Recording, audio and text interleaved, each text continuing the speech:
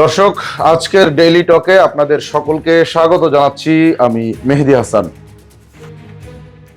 দর্শক, আজ আমরা যে বিষয়ে কথা বলবো সেটি হলো মুস্তাফিজ, বাংলাদেশের তরুণ পেসার বা পেস বলার মুস্তাফিজকে নিয়ে কিন্তু ভারত এবং বাংলাদেশ উভয় দেশের ক্রিকেট বোর্ডের মধ্যে একটা মুখোমুখি অবস্থান তৈরি হয়েছে।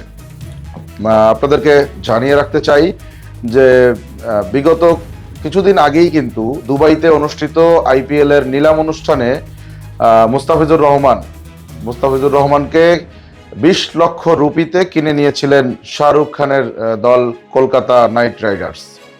এবং সবকিছু ঠিক থাকলে আসন্ন যে আইপিএল, সেই আইপিএলে খেলার কথা ছিল মুস্তাফিজুর রহমানের কলকাতা নাইট রাইডার্সের জার্সি গায়ে। কিন্তু ভারতীয় উগ্রবাদী বিভিন্ন গোষ্ঠীর অনবরত হুমকির মুখে ভারতীয় ক্রিকেট বোর্ড কলকাতা নাইট রাইডার্সকে জানিয়ে দেয় যে তারা মুস্তাফিজকে, বাংলাদেশের যাকে দা ফিজ বলা হয়, মুস্তাফিজকে তারা খেলাতে পারবে না। অর্থাৎ আইপিএল এর জার্সিতে দেখা যাবে না মুস্তাফিজকে। এই যে বিষয়টি হলো, ভারতীয় ক্রিকেট বোর্ড যে পরাজয় বরণ করলো বা পরাজয় স্বীকার করলো ভারতীয় উগ্রবাদীদের কাছে, যে সমস্ত উগ্রবাদীরা দীর্ঘদিন ধরে মুস্তাফিজকে না খেলানোর ব্যাপারে ভারতীয় সরকার বা ভারতীয় ক্রিকেট বোর্ড কিংবা আইপিএল কর্তৃপক্ষের প্রতি লাগাতার বিভিন্ন কর্মসূচি বা হুমকি ধামকি দিয়ে আসছিল, তাদের কাছে কিন্তু নতি স্বীকার করার নজির দেখালো ভারতীয় ক্রিকেট বোর্ড। এবং তারা কিন্তু কলকাতা নাইট রাইডার্সকে চিঠির মাধ্যমে জানিয়ে দেয় যে তারা মুস্তাফিজকে দলে নিতে পারবে না। এবং এরই যে ধরে যেটি হয় যে মুস্তাফিজকেও জানিয়ে দেওয়া হয় যে তিনি এবার আইপিএলে কলকাতা নাইট রাইডার্সের হয়ে খেলতে পারবেন না।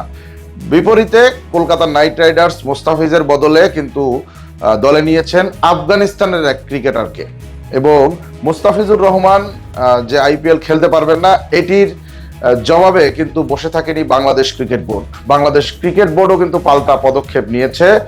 বাংলাদেশ ক্রিকেট বোর্ড জানিয়ে দিয়েছে আসন্ন যে টি-20 বিশ্বকাপ হতে যাচ্ছে ভারত এবং শ্রীলঙ্কায়, সেই বিশ্বকাপে বাংলাদেশ ক্রিকেট দল ভারতের কোনো ভেন্যুতে ক্রিকেট ম্যাচে অংশ নেবে না।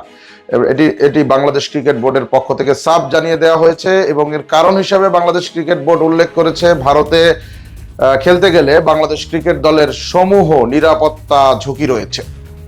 এবং আইপিএল থেকে ঠিক যে কারণে মুস্তাফিজকে বাদ দেওয়া হয়েছে, সেটি যে বাংলাদেশ ক্রিকেট বোর্ড ভালোভাবে নেয়নি, সেটির প্রমাণ হলো আসন্ন এই ফেব্রুয়ারিতেই কিন্তু অনুষ্ঠিত হতে যাচ্ছে ভারত এবং শ্রীলঙ্কার যৌথ আয়োজনে অনুষ্ঠিত হতে যাচ্ছে টি-20 বিশ্বকাপ।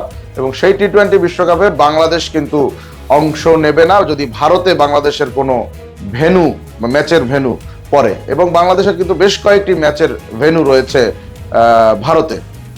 আমি জানিয়ে রাখতে চাই যে আসন্ন যে টি-20 ওয়ার্ল্ড কাপ আছে, সেই টি-20 ওয়ার্ল্ড কাপে বা টি-20 বিশ্বকাপে বাংলাদেশ কিন্তু প্রথম দিনই 7ই ফেব্রুয়ারি প্রথম দিনই কিন্তু বাংলাদেশ ওয়েস্ট ইন্ডিজের মুখোমুখি হওয়ার কথা আছে। কিন্তু বাংলাদেশ ক্রিকেট বোর্ড এই মুহূর্তে ভারতীয় ক্রিকেট বোর্ডের মুস্তাফিজকে বাদ দেওয়ার যে ঘটনা তারা ঘটিয়েছে, সেটির জবাবে বাংলাদেশ ক্রিকেট বোর্ড কিন্তু পাল্টা পদক্ষেপ হিসেবেই বলা যায় যে মুস্তাফিজ না, পুরো বাংলাদেশ ক্রিকেট দলকেই তারা ভারতে পাঠাতে নারাজ এবং সেখানে তারা নিরাপত্তা ঝুঁকি হিসেবে দেখাচ্ছে। এর আগে পাকিস্তানে বিভিন্ন দেশ আপত্তি জানাতো, তারা পাকিস্তানে ক্রিকেট ম্যাচ খেলতে অনাগ্রহী, নিরাপত্তা ঝুঁকি দেখাতো। কিন্তু এবার কিন্তু বাংলাদেশ ক্রিকেট বোর্ডের যে পাল্টা পদক্ষেপ, সেই পদক্ষেপের মাধ্যমে ভারতের নামও কিন্তু নিরাপত্তা ঝুঁকির তালিকায় চলে এলো। এবং আমরা বলতেই পারি যে মুস্তাফিজকে কেন্দ্র করে, বাংলাদেশের তরুণ পেসার মুস্তাফিজকে কেন্দ্র করে কিন্তু এখন এই মুহূর্তে দেখা যাচ্ছে যে বাংলাদেশ এবং ভারতীয় ক্রিকেট বোর্ড একে অপরের মুখোমুখি। আরো একটি বিষয় জানিয়ে রাখতে চাই যে আসন্ন যে ক্রিকেট বিশ্বকাপ অনুষ্ঠিত হতে যাচ্ছে শ্রীলঙ্কা এবং ভারতের যৌথ আয়োজনে, সেখানে কিন্তু পাকিস্তানই একমাত্র দল যার সবকটি ম্যাচের ভেন্যু কিন্তু শ্রীলঙ্কায়। ভারতে কোনো ম্যাচের ভেন্যু রাখা হয়নি। কিন্তু এখন বাংলাদেশও দাবি করছে যে তারা ভারতে কোনো ভেন্যু যদি পড়ে, বাংলাদেশের যে ভেন্যুগুলো আছে, যেমন বাংলাদেশের প্রথম ম্যাচ যে ম্যাচে বাংলাদেশ ওয়েস্ট ইন্ডিজের মুখোমুখি হবে, সেটি কিন্তু অনুষ্ঠিত হবে ভারতের কলকাতার ইডেন গার্ডেন স্টেডিয়ামে। কিন্তু সেটি বাংলাদেশ নাকচ করে দিয়েছে যে বাংলাদেশ ভারতে কোনো ম্যাচ খেলবে না, বাংলাদেশের সমূহ নিরাপত্তা ঝুঁকি রয়েছে।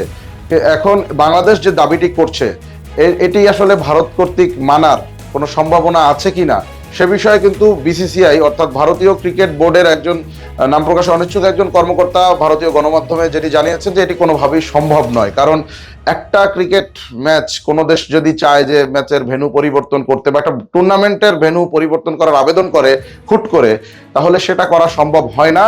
কারণ একটা ভেন্যুর জন্য অনেক ক্রিকেটারদের টিকিট, বিমানের টিকিটের ব্যাপার থাকে, হোটেল ম্যানেজমেন্টের বিষয় থাকে এবং এর পাশাপাশি সম্প্রচার সত্য বা শিডিউল পুরোটাই বিপর্যয় ঘটবে। অতএব তিনি সাফ জানিয়ে দিচ্ছেন যে বাংলাদেশের এই দাবি মানা নাকি কোনোভাবেই সম্ভব না। কিন্তু বাংলাদেশ এই দাবিটি করেছে আইসিসির কাছে, অর্থাৎ বিশ্ব ক্রিকেটের যে নিয়ন্ত্রক তার কাছে, এবং বাংলাদেশ বলেছে যে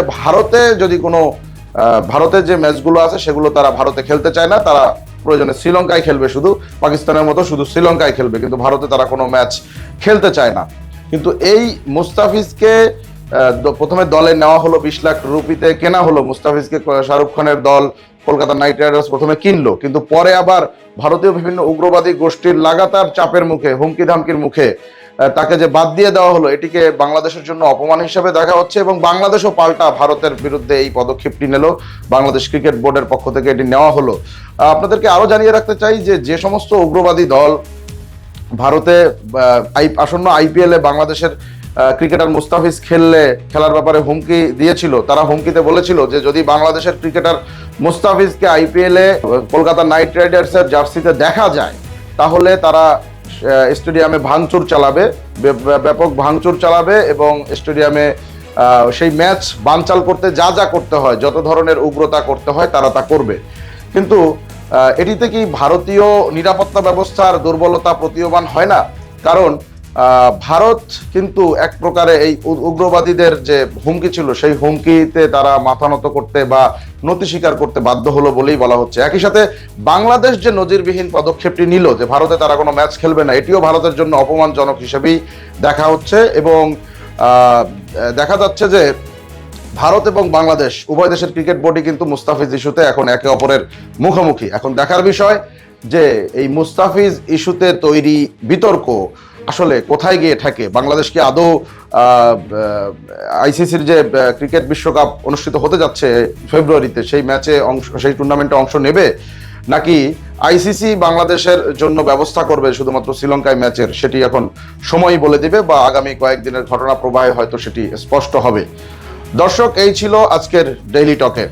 কথা হবে নতুন কোনো বিশ্লেষণে, নতুন কোনো বিষয় নিয়ে। থাকুন দৈনিক অগ্রযাত্রা প্রতিদিনের সঙ্গেই। অগ্রযাত্রা প্রতিদিন, নির্ভীক